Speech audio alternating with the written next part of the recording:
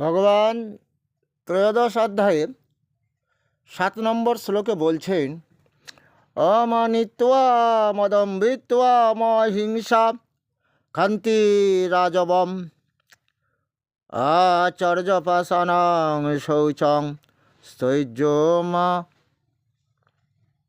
আত্ম বিনিগৃহ। মানে অহংকার আগে ত্যাগ করো অর্জুন। আমি ভাব এই অহংকারটাই মানুষের ধ্বংসের কারণ। আর দম্ভ ভাব, আত্মপ্রচারণ, দম্ভ না থাকা ভালো। অহিংসা, কারুর প্রতি যেন হিংসা না থাকা ভালো। ক্ষমা গুণ থাকা ভালো।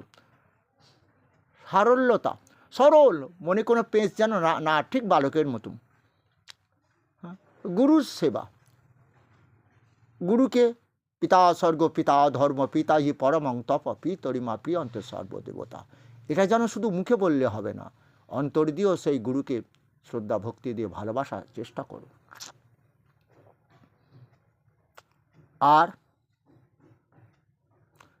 অন্তর বাহিরের সুচিতা, স্থৈর্য এবং আত্মসংযম। আমার ভক্ত হতে গেলে এগুলো তোমার মধ্যে থাকতে হবে। আর ইন্দ্রিয়াশেষু বৈরাগ্যবান অহংকার এবচ জন্ম মৃত্যু জরা ব্যাধি দুঃখ দোষানুদর্শনম। ইন্দ্রিয় ভোগ্য বস্তুতে বৈরাগ্য ভাব আনতে হবে। যেমন আরেকটি শ্লোকে বলেছিলেন না, কি বলেছিলেন? বলছেন, ইষ্টান ভোগানিব দেবা দাস্যন্তে যোগ্য ভাবিতা তৈদত্তনা প্রদৈভ্য য ভঙ্গতে শ্রেণীবাস। যে আমি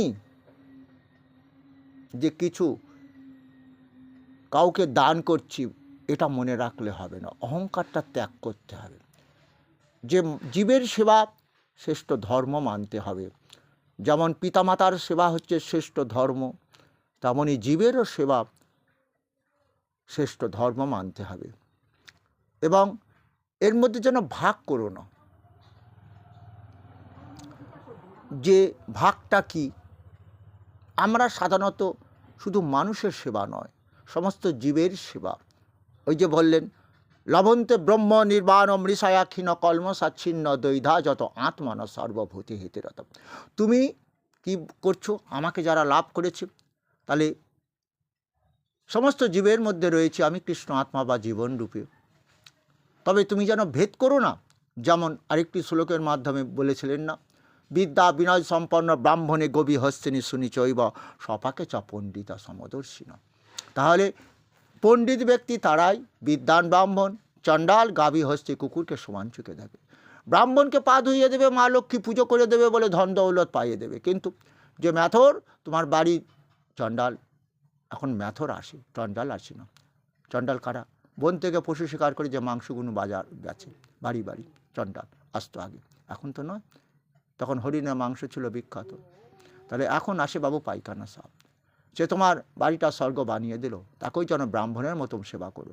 আর গাভী কেড়ে কেড়ে দুধ দেবে, ভালো মন্দ খাইও, ঠিকই আছে, কিন্তু কুকুরটাকে যেন অবহেলা করো না, তাকেও সেই গাভীর মতো সেবা করার চেষ্টা করো। ভালো মন্দ না খাইও, অন্তত তুমি তাকে এক মুঠো অন্ন দাও, তাতেও সে সন্তুষ্ট থাকবে। শুধু অন্ন দাও না, তাতে কী হয়েছে? তুমি শুধু অন্ন খেতে পারবে না, তোমার ছেলেটাকেও খেতে দিতে পারবে না, কারণ তাকে তরকারি নিতে দিতে, কুকুর খেয়ে নেবে। হ্যাঁ, বুঝতে পেরেছ? এটা যেন মনে রেখে দাও। এটাই হচ্ছে শ্রেষ্ঠ, এরাই শ্রেষ্ঠ মানব, আমার ভক্ত হতে পারবে। এদের দ্বারাই আমার পৃথিবীতে পরম উন্নতি লাভ হবে। আমার সৃষ্টি এরা আরও আগিয়ে নিয়ে যাবে।